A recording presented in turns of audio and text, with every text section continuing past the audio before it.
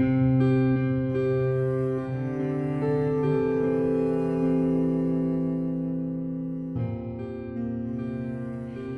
my name is BJ Mann, and I'm a divorce mediator. I've been a divorce mediator for 17 years, and what I do is help clients end their marriage in a gentle, affordable, and an efficient manner.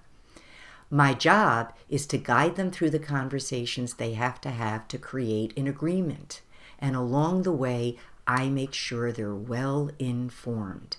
And their job is to gather the information that they need and make the decisions that work for them as long as they're well informed. And that's the beauty of mediation. I want to make sure you understand that my remarks today are not advice and are intended to be informational only. I'm not an attorney. I'm not a therapist. I'm not a financial planner. What I am is a very experienced divorce mediator. Today, we're going to talk about how one amount of money is shared between two households. I like to call this one tablecloth going over two tables.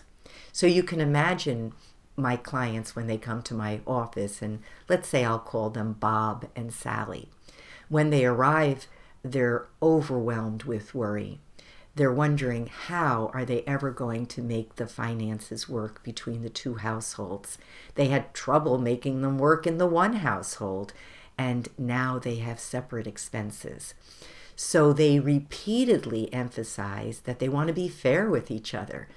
And fair is a moving target. It means something different to each of them. But they're both scared and they're both worried, and I understand that. So the very best tool that they need to help organize how they're going to share money between the two of them is a budget. And they need to create a realistic budget so that they can have one tablecloth go over two tables. So of course the tablecloth is their gross income and the tables are their two separate households. And when people live separately, of course, there are duplicated expenses. Very likely there's duplicated mortgage or rent, there's duplicated utilities, there's duplicated food. Some things aren't duplicated, they're just separated, like two car insurances or two car payments. But the things that are duplicated can often add $18,000, $20,000 a year to their expenses, and they may not think they have that. So everybody has to understand that they might need to tighten up a little bit. So when we're discussing budgets, another reason that it's very important is that there should be no surprises in the future. The worst thing that can happen is a year from now, one of them is going to say, oh no, what was I thinking? This isn't going to work at all. And then there's going to be resentments and conflict, and that's what we want to avoid.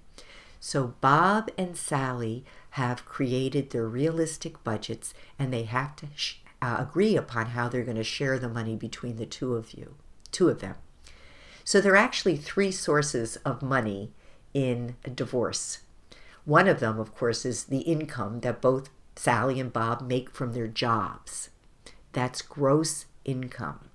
The other two have to do with how they're going to share money.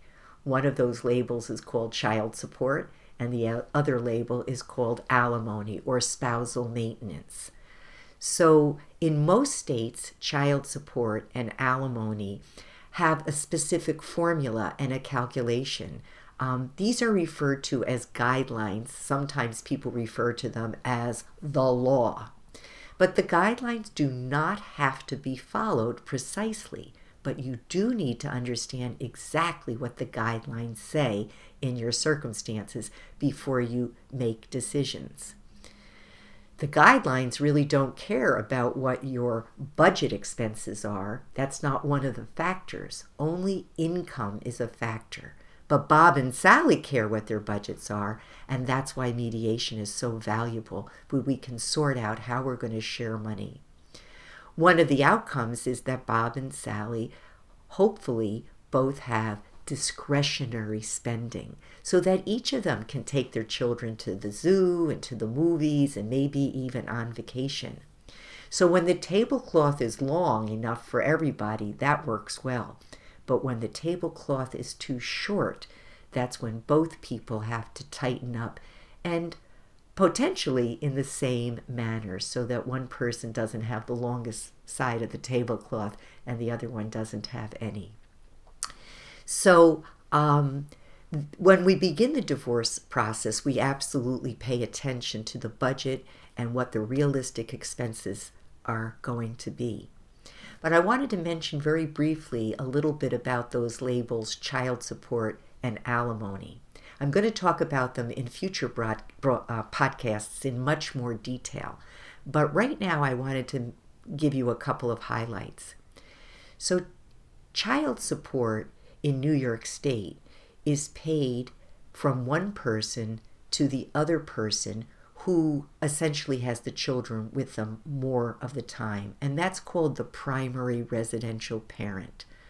Child support is not taxable to the receiver of the money, and it is taxable to the person who's paying the money. Child support is calculated based on the number of children you have living in your household who are under age 21.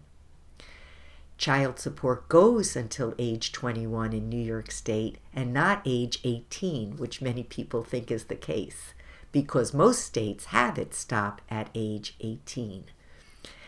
Child support is intended for helping with the household expenses, so the mortgage and the utilities and the food. It's not intended just for the direct related expenses of the children, like clothes and haircuts and extracurricular activities.